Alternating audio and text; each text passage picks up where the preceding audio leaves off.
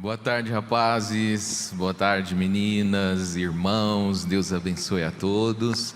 Eu me sinto confortável de cumprimentar algumas saudações, porque o irmão Brano, algumas mensagens chega e fala assim: olá, amigos, tudo bem com vocês? Tá tudo bem? Boa tarde com Jesus. Amém. Pois bem, eu estou aqui para conversar com vocês só um pouquinho, contar a história de um rapaz e talvez tirar algumas lições para o nosso dia a dia, para a nossa vida. E a pedida do pastor era uma palavrinha que pudesse ser para a mocidade, para a juventude e para os casados também. Pois bem, então é para isso que estamos aqui. E daí eu quero ler uma escritura que está em Gênesis, e vocês vão saber agora de quem se trata. Gênesis capítulo 39. Gênesis capítulo 39. O verso é o final do capítulo 39, verso 21, 22 e 23. Quem não achou e sabe de quem que eu vou falar?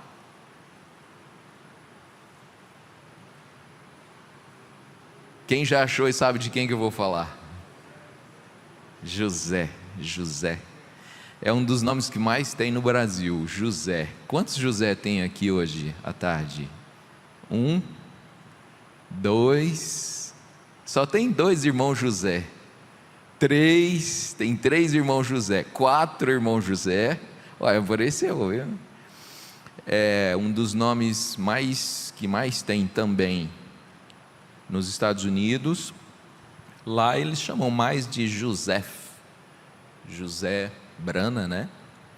E no ano passado, em Israel, foi o nome mais colocado em garotos, em meninos. Foi o nome que mais os cartórios registraram. Yosef é o mesmo nome. Isso no registro do ano passado. Me fale, quem sabe que ano Israel está vivendo hoje? Qual é o ano que está em Israel hoje? 5.784. Então, no ano de 5.783, o nome mais colocado em meninos foi José. Nós vamos ler uma escritura, então. Vamos ficar de pé, só um instantinho, vocês são jovens. O capítulo é o de número 39, o verso é 21 a seguir. O Senhor, porém, estava com José e estendeu sobre ele a sua benignidade, e deu-lhe graça aos olhos do carcereiro Mor. E o carcereiro Mor entregou na mão de José todos os presos que estavam na casa do cárcere, e ele ordenava tudo o que se fazia ali. E o carcereiro Mor não teve cuidado de nenhuma coisa que estava na mão dele, porquanto o Senhor estava com ele, e tudo que fazia o Senhor prosperava. Que rapaz abençoado. Dá vontade de ser como ele, especialmente depois de eu falar algumas coisinhas sobre ele que eu quero falar. Vocês vão dar vontade de ser como ele. As moças talvez vão dar vontade de casar-se com um rapaz como José. É isso. Senhor Jesus, nosso Pai, eu te peço a tua ajuda agora para abrir nosso coração, nosso entendimento, e nos ajuda também não só a ouvir, mas também a pôr em prática, recebermos a tua unção, em nome de Jesus Cristo, teu Filho amado. Amém, Senhor. Amém. Ainda de pé, vocês sabem quando vocês oram por alguém, vocês são beneficiados, né? E Moisés levantou as mãos assim e o Israel era abençoado. Você sabe quando você levanta a mão, você abençoa? Eu queria que você levantasse a mão por um rapaz de 21 anos, que foi subir numa escada para colocar uns balões na igreja, caiu, quebrou o pé, mas fez a cirurgia agora à tarde. Eu fiquei mais tranquilo, vim para o encontro, já estou mais em paz. Então levante a mão em favor do irmão Micaías, e ele vai receber saúde, em nome de Jesus. Vamos sentar? Quem já foi no escritório do pastor conversar com ele? Levanta a mão bem alto, por favor. Vários estiveram. Que bom. Eu já fiz uma ilustração, contei uma experiência minha, e quero contar de novo para que vocês, quem não ouviu, possa entender. Um dia eu tinha por volta de 17 anos, ou talvez 18. E o saudoso pastor Joaquim Gonçalves me recebeu, e ele até torcia o rosto assim, para conversar comigo. Parece que por dentro ele estava sorrindo. E eu sentei na cadeira, do lado de cá, do lado de quem está recebendo ajuda, de quem vai pedir uma oração, ou vai reclamar de alguma coisa, pedir alguma orientação. E o pastor fez igual eu falei para vocês, ficou me olhando assim. Eu estava lá com as minhas encrencas por causa de namorada, de choro, de depressão, aquela coisa toda que jovem passa. E o pastor sentou no lugar dele, e eu acho que ele teve pena de mim. E ele ficou sentado no banco dele, me olhando enquanto eu lamentei. Eu não me lembro exatamente o que eu reclamei. E de repente, gente, ele levantou, fez do lado de cá, sentou na cadeirinha, aquela cadeirinha furada que quem foi conhece, de uns tramadinhos assim furados, pôs a mão assim no encosto da cadeira, onde eu estava sentado, e começou a conversar comigo, como se fosse dois amigos numa praça, sentado no banco assim, com a mão aqui. Falou assim: você já passou por isso? E por aquilo? E por aquilo outro? Você já pensou em fazer tal coisa? E começou a me dar muita coisa boa, muita orientação. Ele saiu da cadeira do pastor e sentou na cadeira do irmão. As palavras dele, eu confesso para vocês que eu não lembro, mas a atitude que ele teve comigo, eu lembro. A atitude que ele tomou comigo de ser um ouvinte, de conversar, ficou registrado para mim, me beneficiou muito, beneficia quem me ouve, está beneficiando vocês, porque se vocês precisarem amanhã ir lá no escritório do pastor, conversar quaisquer os problemas, você acha que você vai encontrar um pastor da cara fechada,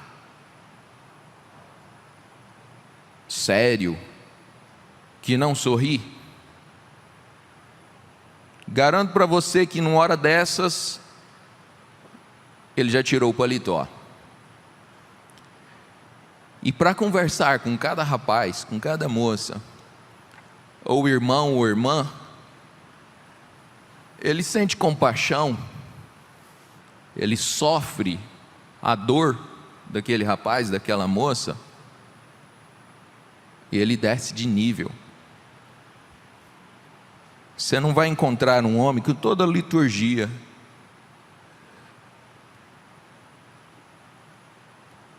ele vai estar lá sentado na cadeira dele,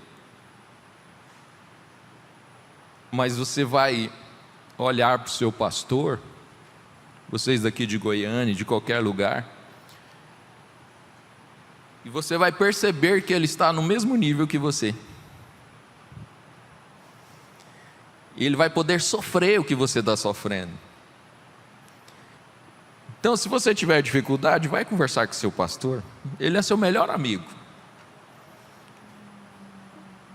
Ele não vai estar ali para te corrigir, para brigar com você. Ele vai estar ali para entender, porque já passou por aquilo.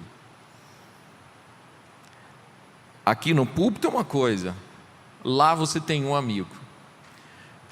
Meus amigos, guardem isso com vocês quando vocês precisarem. Tá bom? Amém? Prometem? Fale com seu pastor. Agora eu quero ler numa mensagem aqui uma coisa, antes de ler, de anotar umas coisinhas, falar umas coisinhas que eu anotei. Vocês sabem que o irmão Brana teve um filho, o caçula, o mais novo, e ele chamou ele de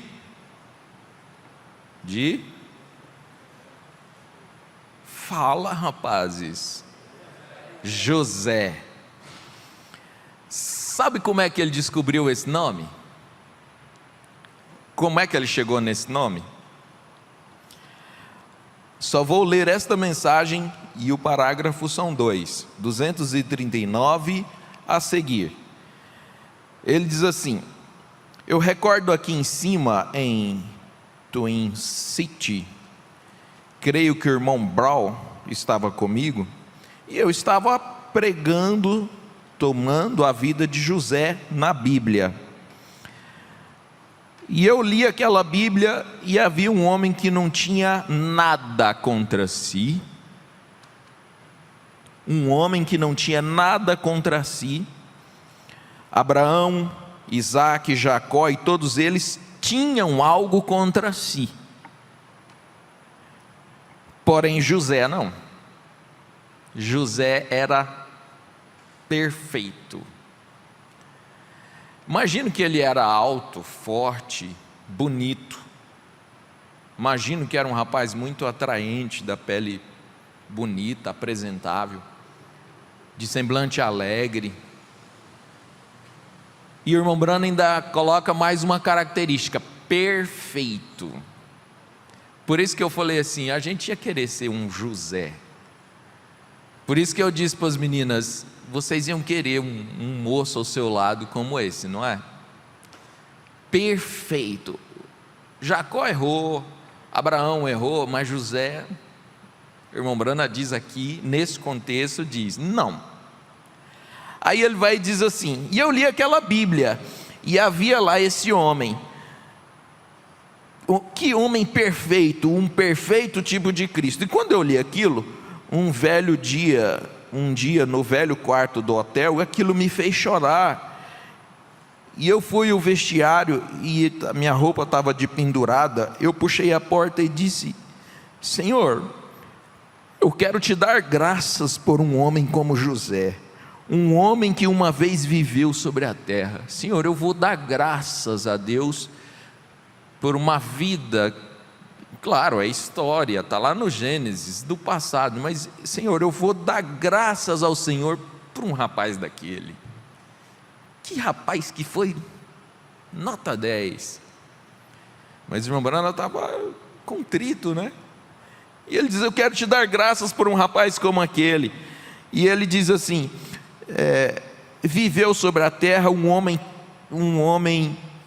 irmão Brana gagueja, do jeito que eu estou fazendo, um homem em tal como eu, um homem igual eu. E eu afirmo para vocês que vocês não estão longe de ser como José, não estão longe, nós estamos muito mais perto do que muitos. Um homem igual você, um homem que teve que estudar, um homem que teve que trabalhar, um homem que teve que sofrer, mas perfeito, um moço de ouro. E eu disse, e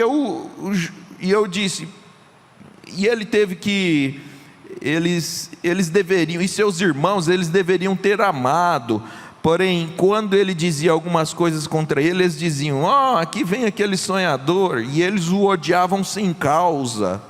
E por que eles fizeram isso? Aquele homem nunca se moveu, sempre justamente ali, e humilde, junto com seus irmãos, servindo. O pai mandava levar comida para os irmãos dele na roça, ele levava, e ele sempre ali.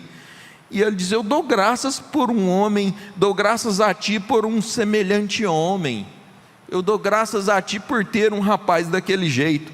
E então, justamente naquela hora, o Espírito Santo me revelou e disse: e tu terás um filho, e ele se chamará José. Bonito, né?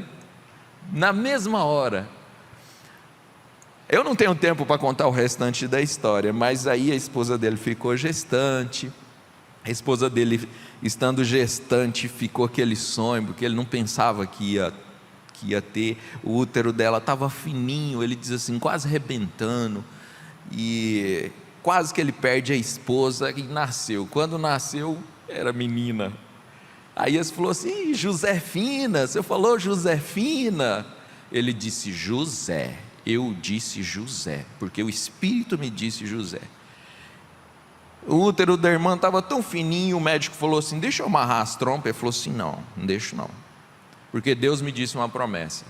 E aí passou o tempo, veio uma mulher com toda a ousadia e falou assim: ele não quis me ouvir, ele não é para pregar sobre a cura divina, se eu não me engano, está na continuação da mensagem. E ele tem que me ouvir porque as profetisas e tal, mas o William Branham não vai me ouvir, e Deus vai matar a mulher dele para punir o William Branham. Ela foi muito ousada. E aí a irmã ficou com medo, de repente ela ficou gestante, ficou com medo da profecia, e falou assim: olha, fica tranquila, Deus disse que José vai nascer. E esse é o restante da história. E aí José nasceu, e o irmão Branham faz a comparação de José com Cristo, que é uma coisa muito bonita. Se eu pudesse ler aqui, a perfeição, a túnica, o que mostramos aqui na atividade da memória, todo o restante da história. José nasceu, e José armazenou alimento, e José distribui alimento até hoje, e foi uma inspiração, e Deus o usou. Agora eu quero chamar a atenção de vocês para isso aqui que eu anotei. José teve um tempo de treinamento com Deus. Tempo de treinamento. O tempo de treinamento de José com Deus foi terrível. Foi terrível.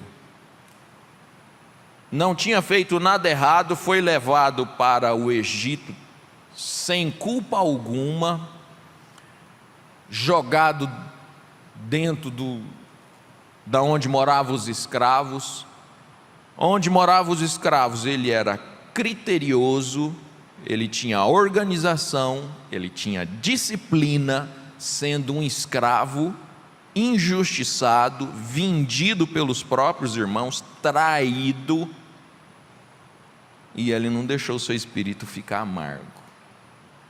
José tinha toda a possibilidade de ser um menino rebelde, baguncento, crescer revoltado com a vida, deprimido, de querer pichar muro, bater em gente, roubar.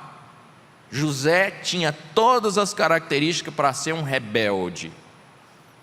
A história da família dele foi terrível.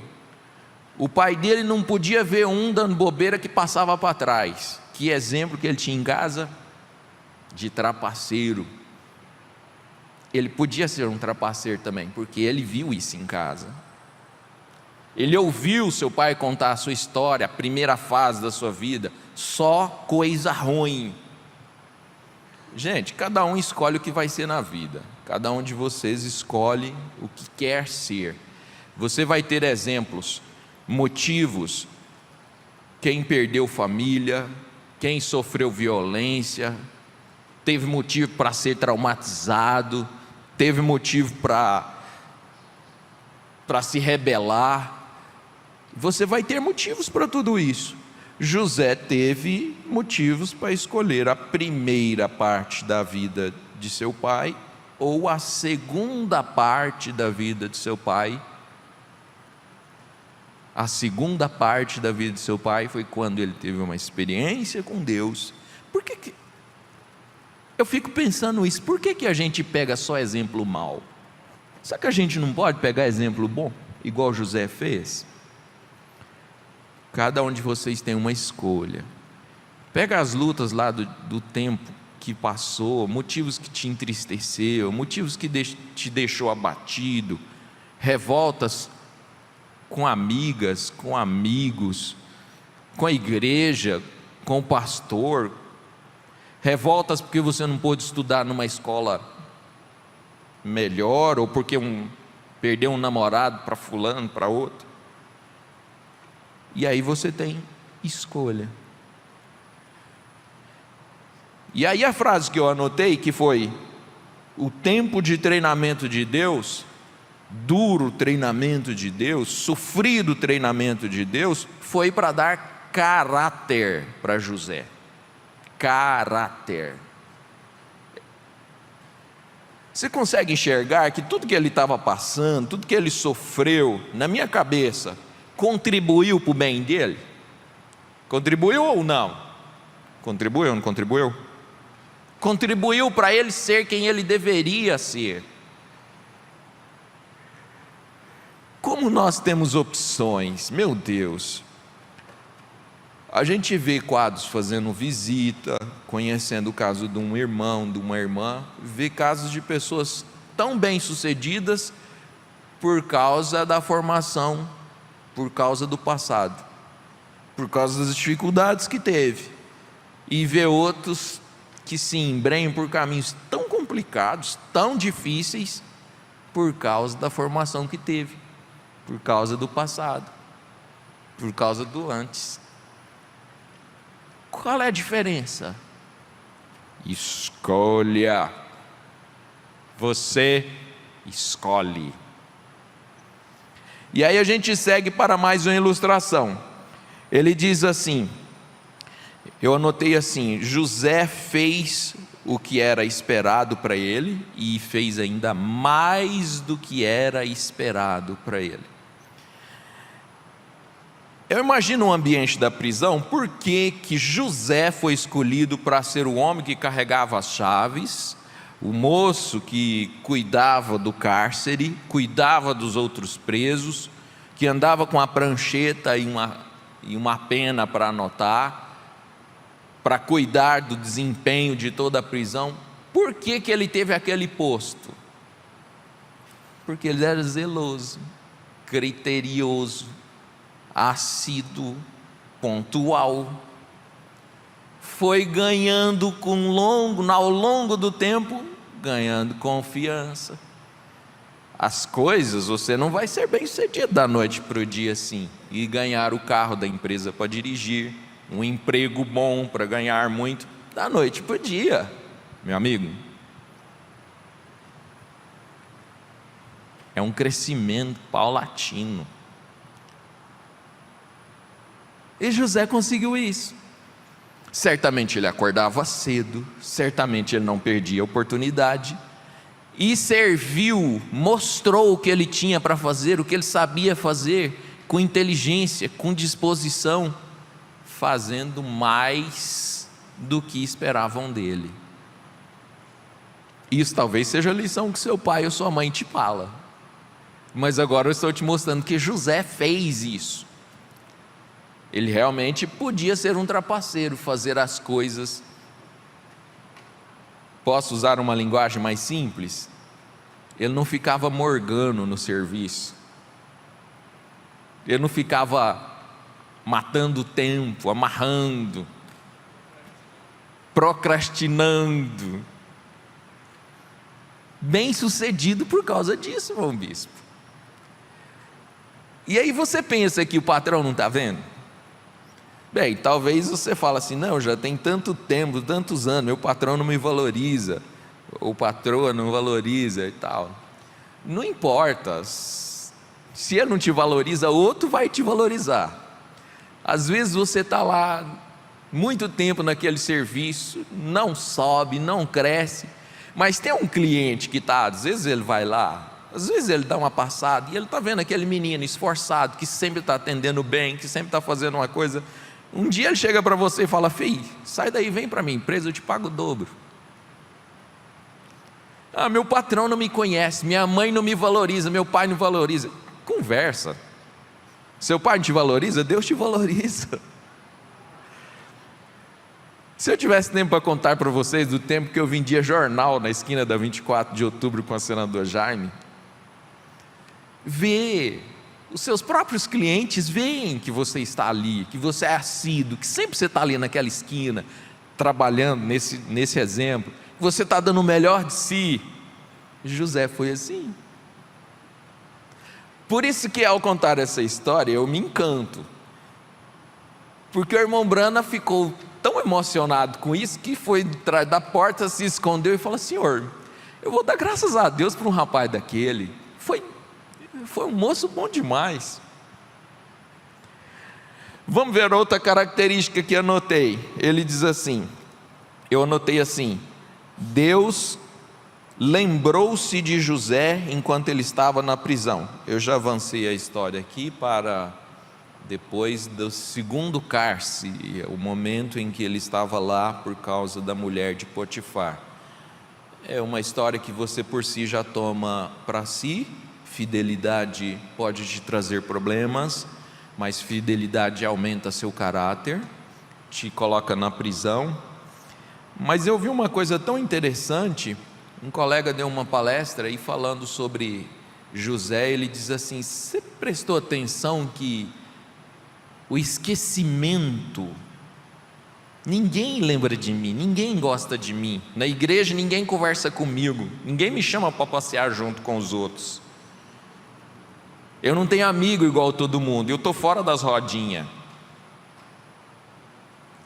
eu sou sozinha na igreja, eu sou sozinho, pastor, eu sou sozinho na igreja, ninguém me ama.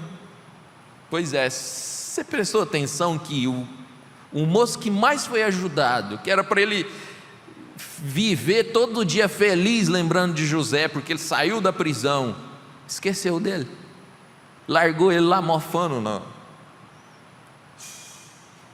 Aquele esquecimento, aquele abandono, aquela fase ruim que ele teve, foi Deus. Foi Deus que fez ele ser esquecido. Vamos ver se você concorda comigo.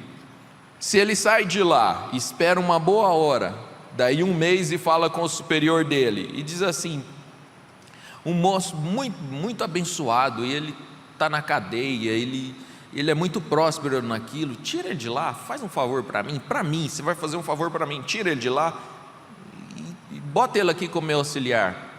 Ele ia trabalhar muito tempo, talvez o resto da vida, na cozinha, lavando copo, auxiliar do copeiro.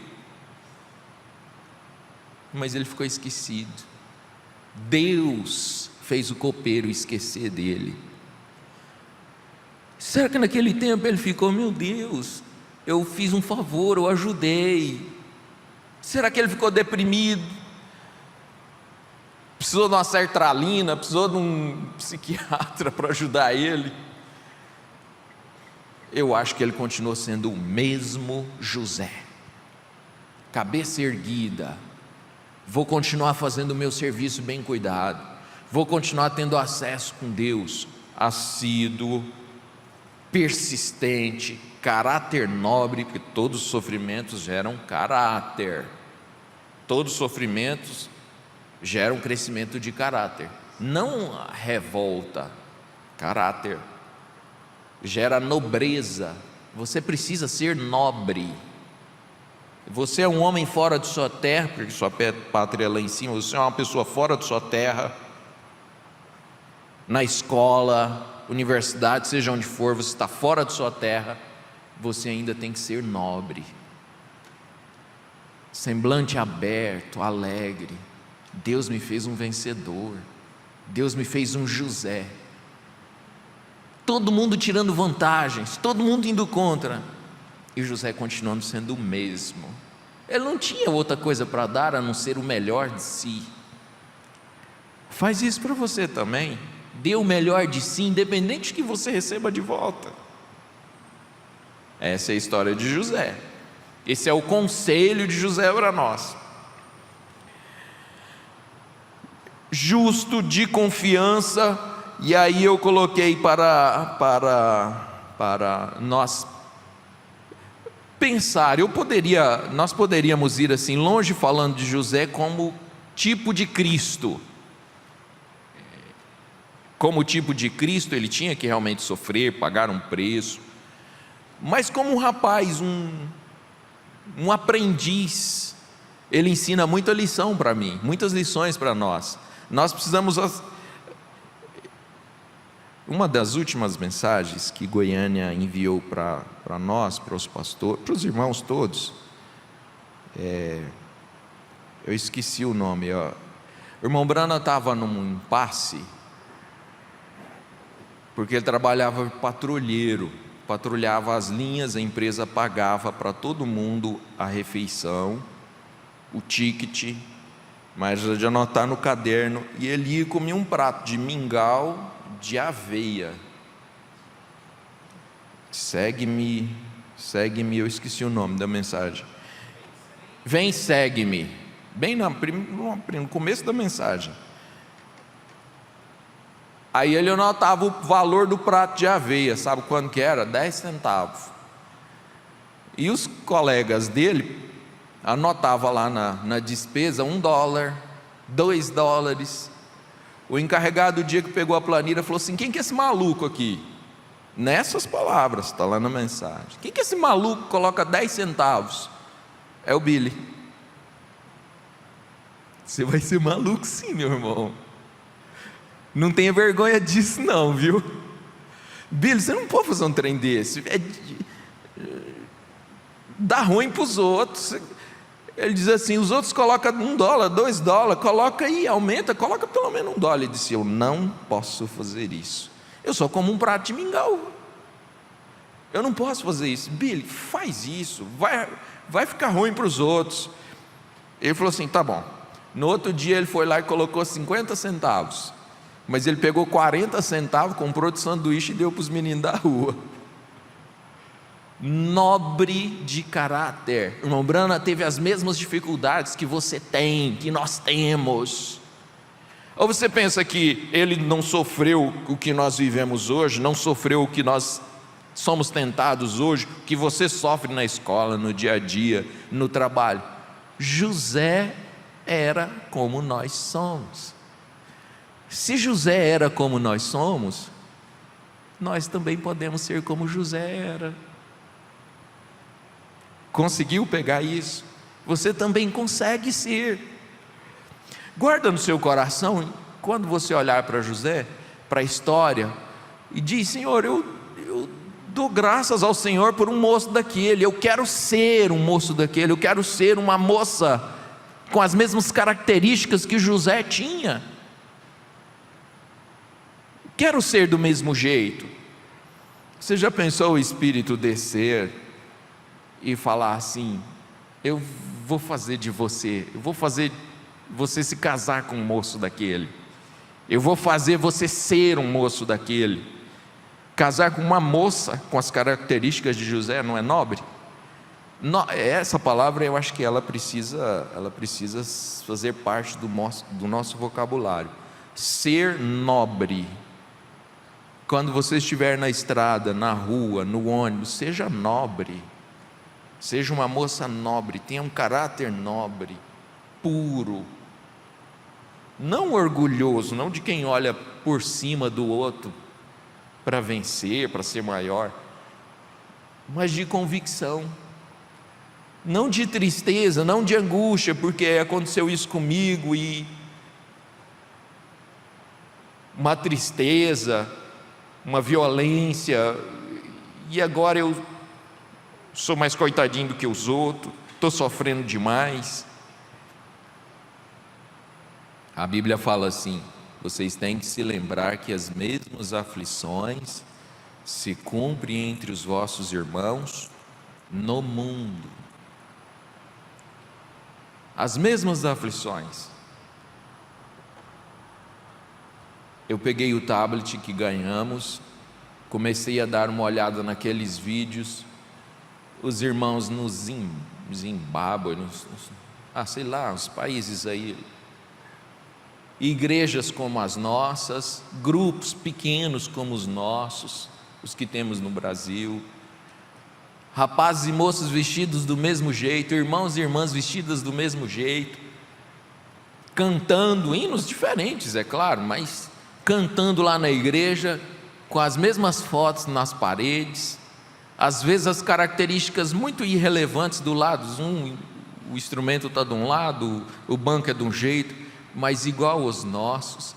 E aí eu comecei a olhar assim, pensando, eles vão para o trabalho do mesmo jeito que os nossos rapazes, têm que estudar do mesmo jeito que as nossas moças, têm as mesmas dores, as mesmas ansiedades.